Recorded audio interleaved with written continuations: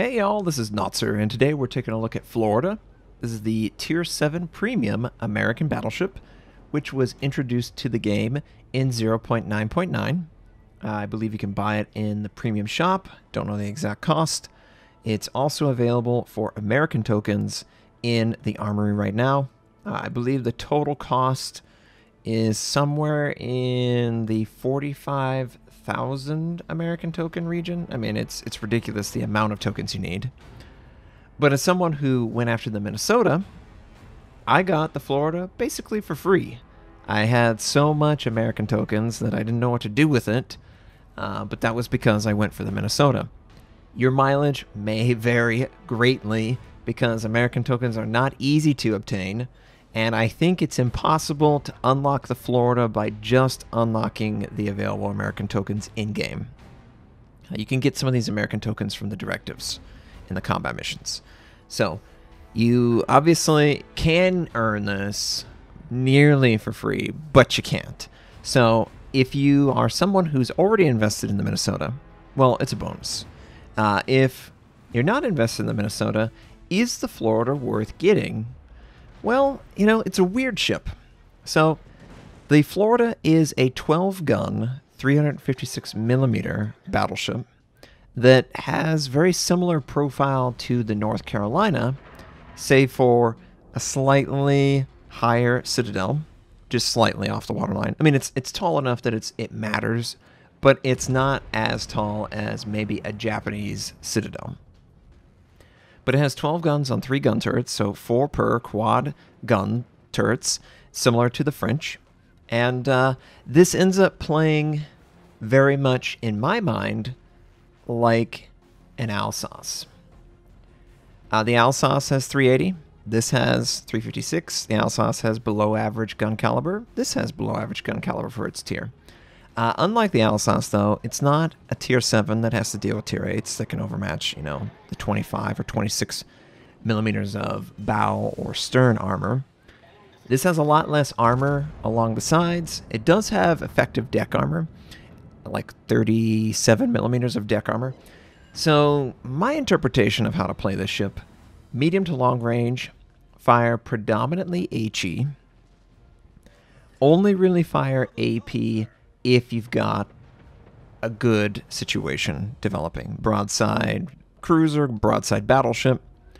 But predominantly, your bread and butter is going to be in the HE. And we're just zoomed in real close on this Golden Eagle. The Golden Eagle was the premium camo that I got from unlocking the Minnesota and going up that bundle tree.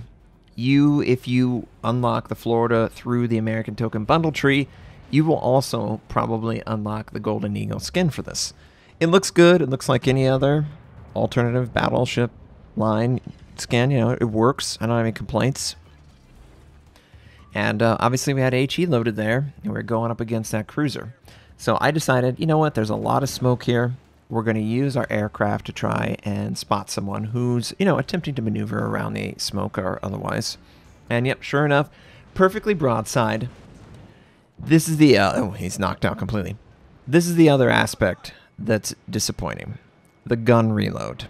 The gun reload is an abysmal 35 seconds base. Like, it's really bad. It's a Tier 8. It's American. You can't enhance the gun reload because it is a Tier 8.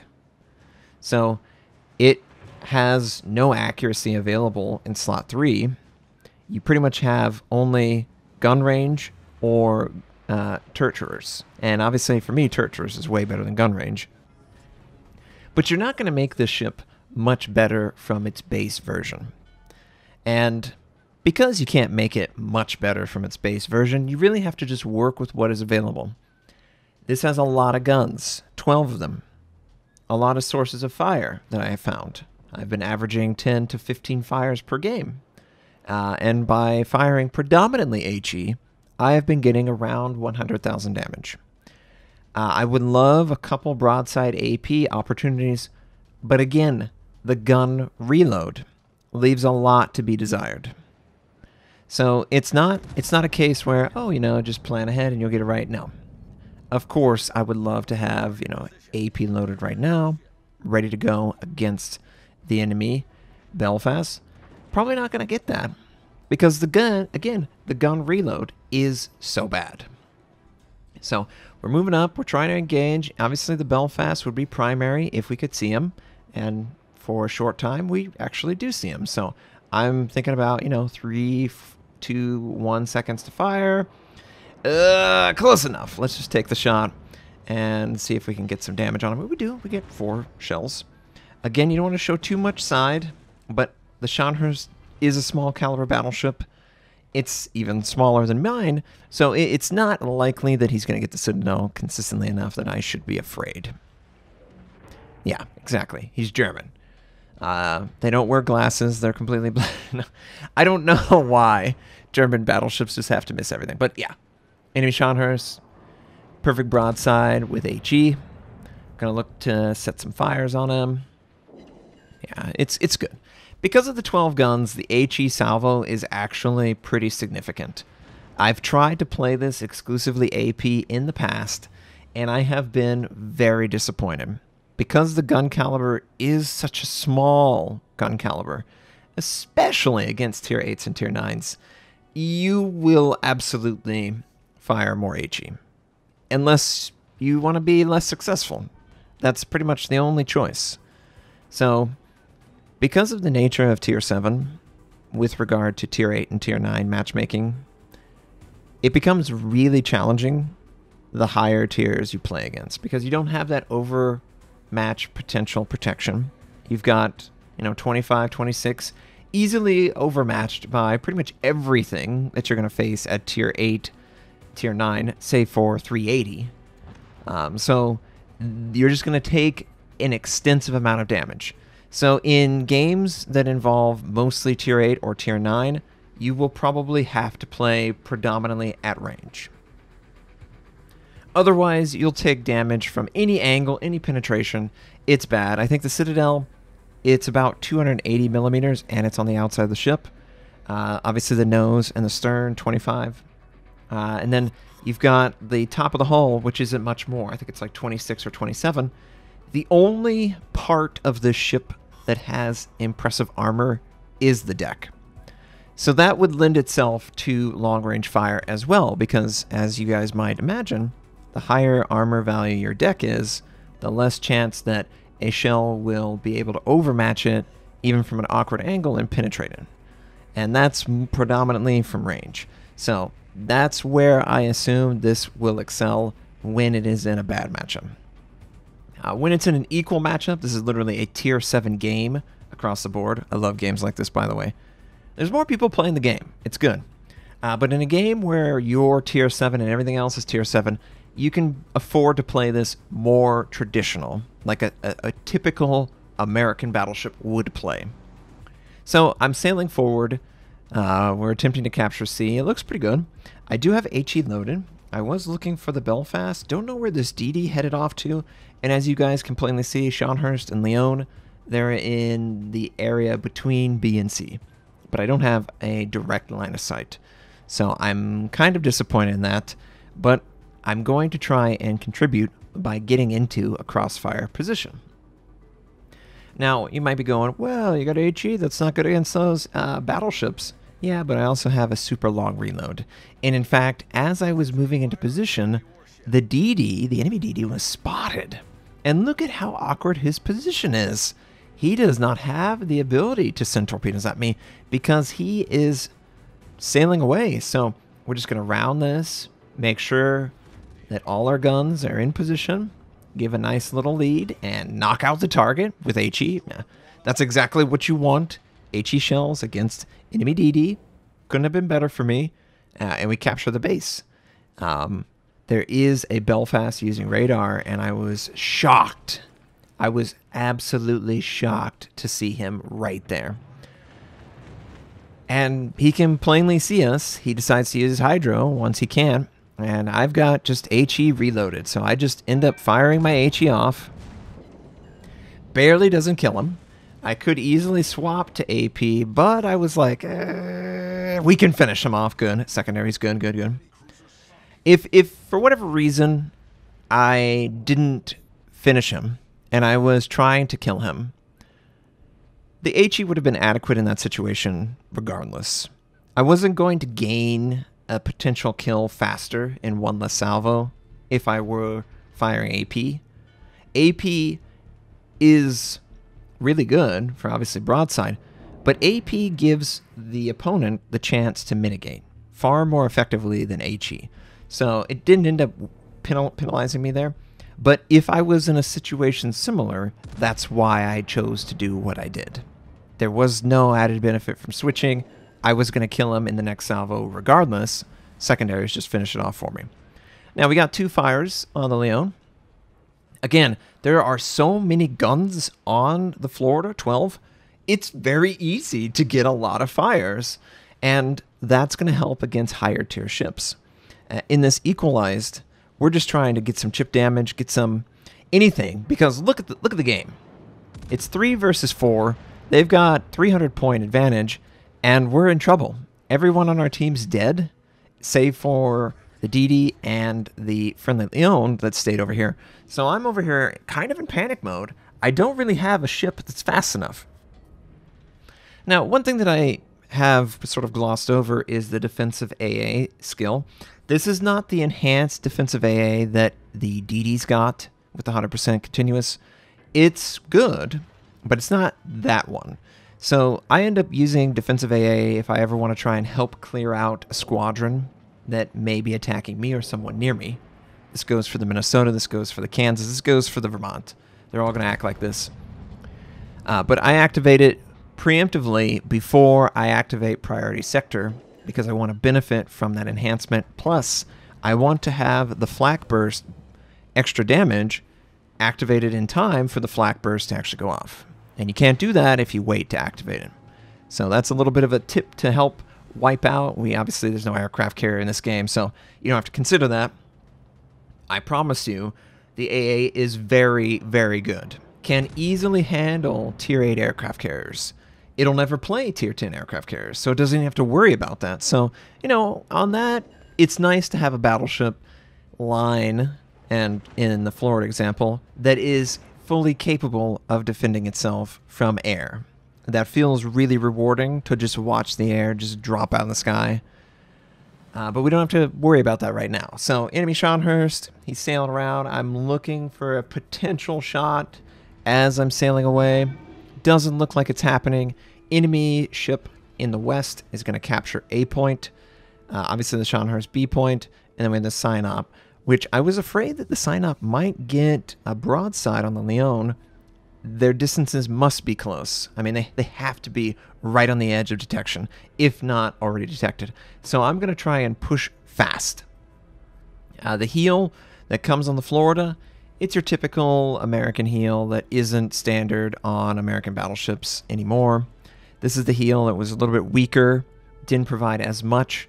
Sort of the compensation for that in Wargaming's mind is maybe the defensive AA.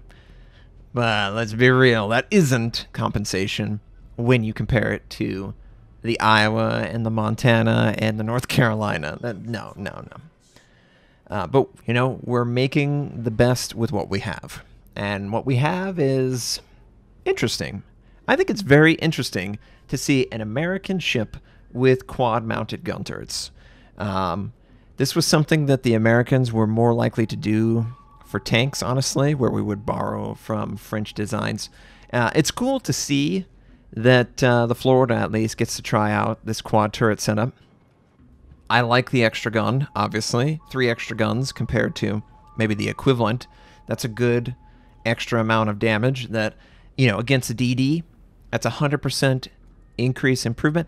Doesn't really matter that it is a smaller gun caliber against the DD in that matchup. You're going to do a ton of HE damage. You have a ton of shells to do tons of damage. You're going to be completely fine. And as you can see, yeah, we have HE, but there's no shortage of damage and there's no shortage of contribution that we can have. So, at the end of the day, this works just fine. So, we're sailing continuously up this northern side, trying to get in range of the Scharnhorst at this point. My aircraft will basically come up right as I naturally get in range. It's always the best time when you don't get to benefit from it, but, that's okay. we can save it for a rainy day. And the enemy battleships are firing actively on the Leon. And we're going to return fire. Now, again, you've only seen me fire HE in this game. Why? Just because the scenarios made the most sense, and I didn't want to have to reload. There were certain opportunities where AP would have been superior. Some of those broadside Belfast and broadside cruisers that went for C point. But I would have to wait on a really long reload and try and swap it. And I've heard some suggestions, oh, pick up Expert Loader. Man, I don't know if I can afford Expert Loader. I have so many skills already locked in that I find, basically mandatory for battleships that it's hard for me to justify it. And even if you take Expert Loader, it's going to take you like 15 seconds to reload these guns. 16, 17. To swap from one to other. Whereas if you just fire off your shell, you get damage, and then you reload the shell you really want. But obviously, that window might close, and oh, so close on the Leon. But friendly DD lands the torpedo. Big, big, big damage on the Nelson. I'm going to try and follow up on the enemy Scharnhorst. I'm trying to angle as best I can, knowing full well that the sign-up can overmatch my bow and stern like it's, a piece of paper. But I have to deal with what I have, and I do have a lot of health, so I can't shy away from this. And yes, Leon takes out the Scharnhorst. Is he still alive? Looks like he's still alive. So we're just going to slow down. We're going to sit bow positioned, and we're going to fire on a cooldown against the Nelson. I don't normally want to fire HE against my opponent, especially British. He's got a super heal. He can recover. But honestly, there's not really a better shell type to fire in this scenario. If I had AP, I would need to locate the shell to hit the superstructure. No other position on that ship it would do any damage at all. So all I've got to do is just try and survive long enough so that my teammate, oh, he's so close to dying. We've got to get this Nelson dead. We've basically got one salvo in us to kill him. Friendly does good damage. We set him on fire. There's a follow-up shot from Lieberleicht Maas, and he's knocked out. And I think that's the first time in this game we've actually been ahead, and it comes with less than a minute left in it. So it was a great, great game, and it was an all Tier 7 game. A perfect example of where this ship can excel doing whatever it wants to do.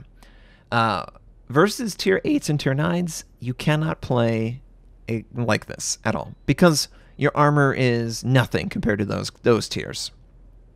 In those tiers, range is really the only playstyle available. But you've got a scout aircraft. You've also got pretty good gun velocity that, hitting targets on the move. It's not too bad. So I was happy with the Florida, especially after realizing, just fire a little bit more HE, the gun caliber.